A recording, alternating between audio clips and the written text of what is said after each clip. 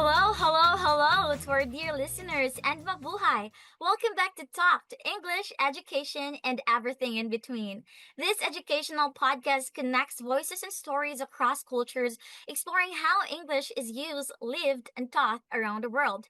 I am Erich, and for today's episode, we're taking a closer look at how English works in education and training contexts in two different countries, the Philippines and Canada. Joining me today are my amazing guests from both places. Hi, everyone. How are you all doing today? Hi. Hey, Hello. Alright. Wow, awesome. I'm so glad you could all make it. For our listeners, could you quickly introduce yourselves before we jump right in? Hi, my name is Stephanie Rasic, and I'm a second-year student in Douglas College. hey, I'm Gavin. I'm also a second year student in Douglas. Hi everyone, my name is Jadelle and I'm a fourth year student in CNU. Hello, I'm Nina Sandoval and also I'm a fourth year student in CNU. Great intros you have there. Let's now kick off our discussion for today's podcast. All right, starting with our Canadian guest. I heard you recently interviewed a professional in the educational sector, right? Care to share what you talk about? Sure, we've recently interviewed Miss J, a teacher from New Westminster Secondary School in Canada. She was so fun to talk to, very expressive, and honest about her experience with English as both a teacher and a professional. Wow, that's very interesting. Do you have a copy rather of the interview there? Can you share it with us? Yeah, we got it. Play it.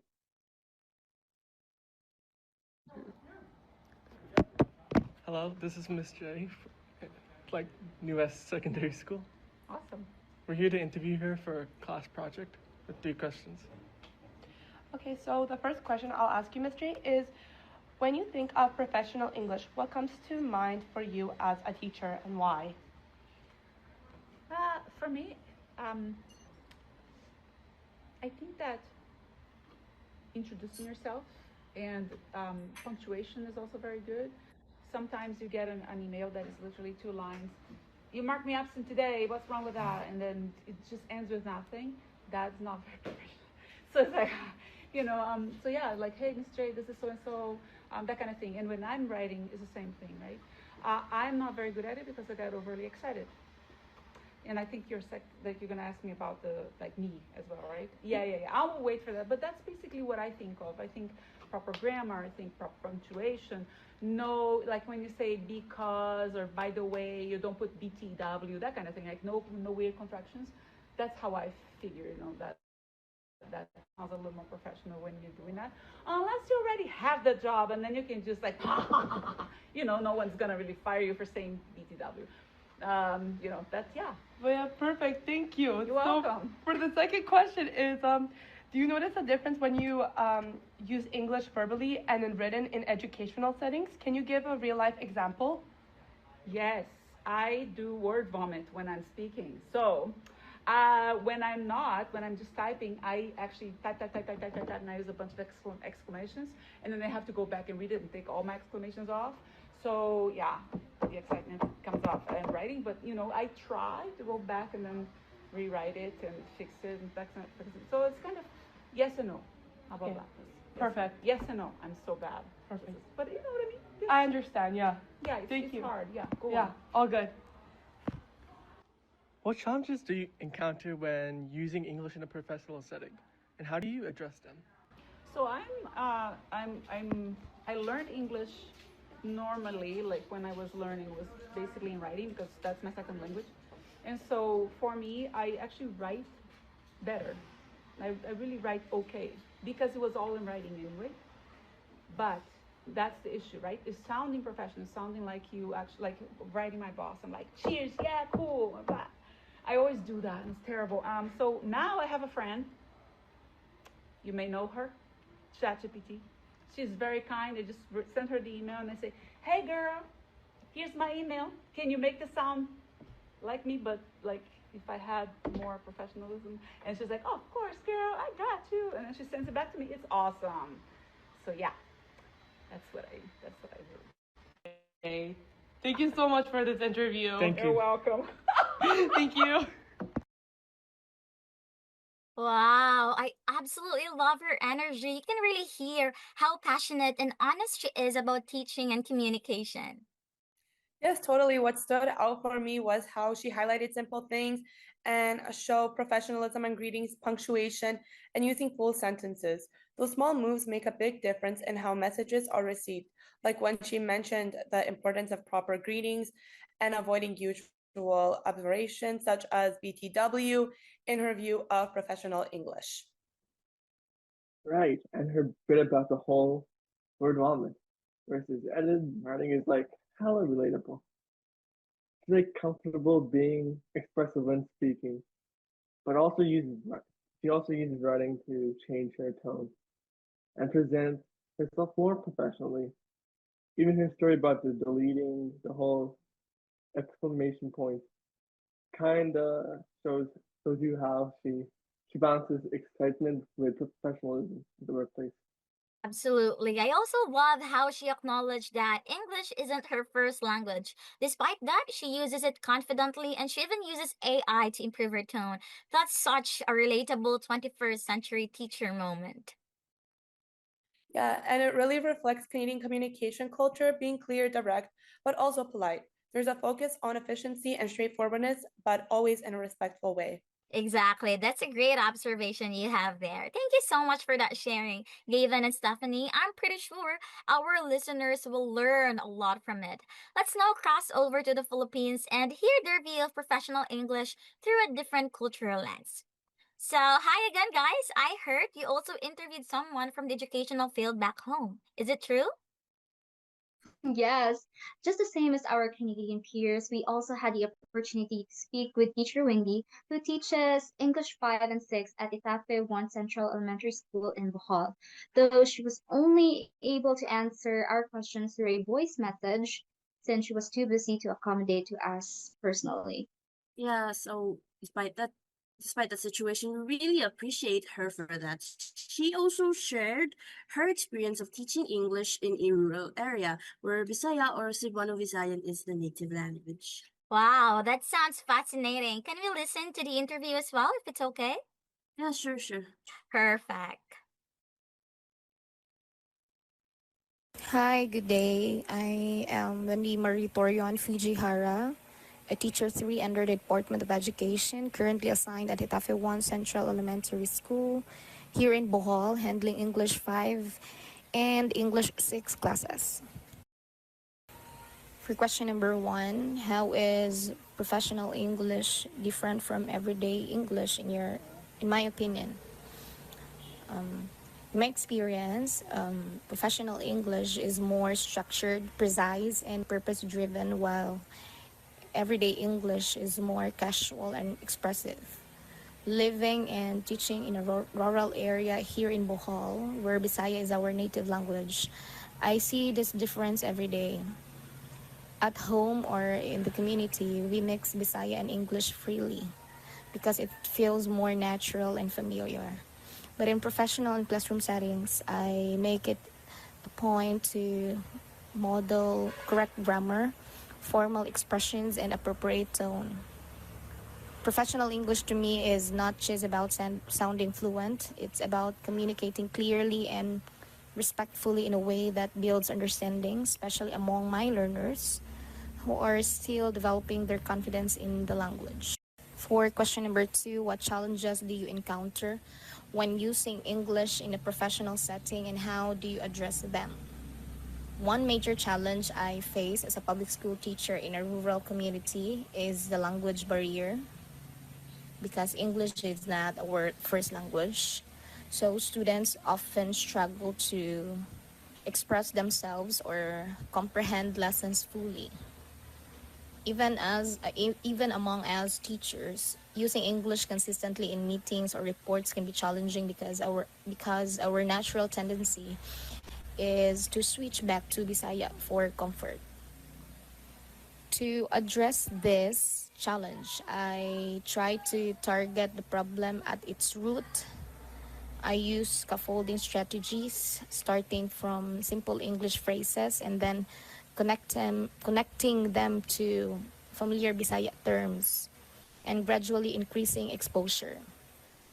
I also create a classroom environment where mistakes are seen as part of learning. By modeling confidence and consistency, I show my learners that English is not something to be afraid of, but a skill they can master over time. It's about making English feel both useful and accessible in our local context. For question number three, do you notice a difference when you use English verbally and in writing in educational settings? In what ways do they differ? Yes, I do. When I use English verbally, I often adjust my language to fit my learner's level. I simplify my words, slow down my pace, and use gestures or visuals to aid understanding. Spoken English is more flexible and responsive, and it allows me to sense whether my students are following or not. Written English, on the other hand, demands more accuracy and formality. Whether I am preparing lesson plans or crafting assessment tools or writing reports, I need to be more deliberate with structure and word choice. In short, verbal English connects me with my learners emotionally, while written English reflects my professionalism and precision as a teacher. Both are equally important in shaping communication and learning inside the classroom. That was such a thoughtful and heartfelt message. You can really feel her dedication as a teacher. I agree with you, Erich. I also appreciate how she describes scaffolding, starting with simple use of English, then transitioning to Bisaya, then slowly building that exposure towards her students, and how she differentiates the importance between spoken and written English, like using speech to connect and communicate to her students, and writing to show accuracy. That's practically solutions rooted that we see in daily classrooms. Exactly. And the way she uses Cebuano Visayan as a bridge to help her learners gain confidence is such a smart and culturally aware approach. Yes, it's also very much interesting how she described the difference between spoken and written English. She was really able to emphasize how spoken English helps her connect emotionally, while written English helps her show professionalism. That's a great balance between empathy and structure we have there. Totally agree. It really captures the heart of Filipino culture and how they communicate. It is gentle, respectful, and of course, relationship centered. Absolutely. So thank you so much for sharing the interview and your insights as well, our Filipino guest, Judela Ninia. Now that we've heard about English in education and training context from two perspectives, Miss J from Canada and Teacher Wendy from the Philippines, I'd like to ask you guys, what stood out to you the most?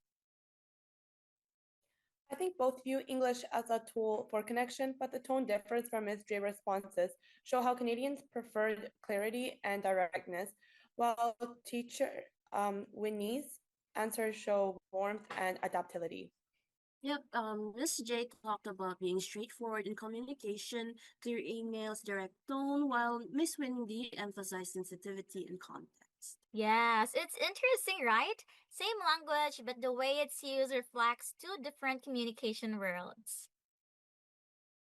Exactly. It kind of reminds me of that idea that we talked about before. How some cultures are more direct, or others are maybe less direct, or more shared understanding and relationships.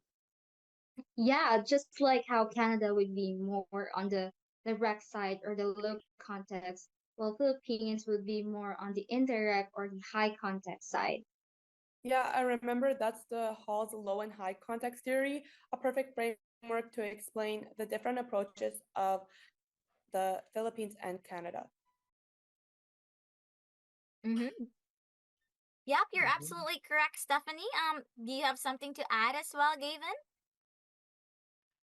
Right.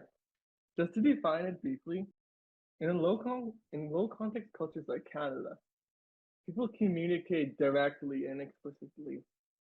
because meaning is mostly in the words themselves usually. While in high context cultures like the Philippines, communication relies more on shared understanding, nonverbal cues, and relationships to convey the meanings of words. Exactly. Thank you so much for that definition, Gavin. I suddenly remember that in Canada, saying what you mean is like a sign of respect and efficiency. Meanwhile, in the Philippines, it's really more about reading between the lines and choosing the right words so you won't be misunderstood or, accidentally offend someone because you were not able to say the correct words correctly. Yeah, I'd say both styles make sense in their own settings. Miss J fits a fast-paced, diverse classroom, while clarity is key. Teacher Wendy's approach works in a close-knit community where connection matters most. Yes, and both describe that spoken and written English serve different roles. Miss J talked about being more spontaneous in speech and more refined in writing, while teacher Wendy described how speech is simplified and use gestures to build understanding, while writing demands more structure and precision. Yeah, like it shows that professional English isn't really universal. Rather, it adapts to culture. One focuses on precision while the other focuses on empathy, but both build understanding. Yes, and that's what this episode is really all about. Seeing how English changes shape depending on where it's spoken, yet it still brings people together. Thank you so much for your wonderful insights, guys. Stephanie, Gavin, Jadelle, and Nins. I really appreciate you all from all of the things that you've discussed during this episode. And I really do hope that our listeners really learned a lot from your sharings. My pleasure. Yes, I hope so Mhm. too. Wow, thank you so much. And that wraps up today's episode of Talked English, Education, and everything in between. We hope you enjoyed listening as much as we enjoyed having this conversation. A huge thanks to you as well to our guests from both Canada and Philippines for sharing their experiences and reflections. Today, we learned that English might be one language, but how we use it depends on who we are, where we come from, and what we value. Thank you to our listeners for tuning in. And don't forget to follow us for more cross cultural conversations about language, learning, and life. Until next time, keep learning, keep sharing, and of course, keep talking. Thanks for having us. Thanks so See ya. Thank much. you. Thank Thank you you. so much. Bye. Bye. Bye.